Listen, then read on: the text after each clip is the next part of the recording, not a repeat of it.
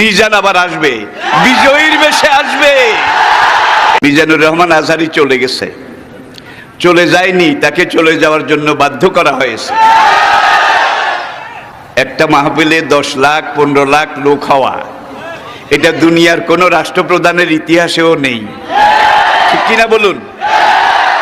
আজকে তাকে এই দেশে থাকতে দেওয়া হয়নি। সোজা কথা, সংক্ষিপ্ত কথা, চূড়ান্ত কথা, শেষ কথা, মিজান আবার আসবে, বিজয়ীর বেশে আসবে। এই দেশের তাওহীদি জনতা এমন ইতিহাস সৃষ্টি করে তাকে আলিঙ্গন করবে ইনশাআল্লাহ। সেই সমাবেশই দূরে নয়।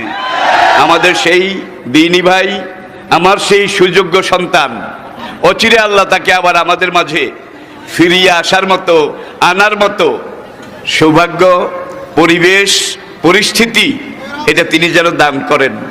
সবাই বলুন আমিন।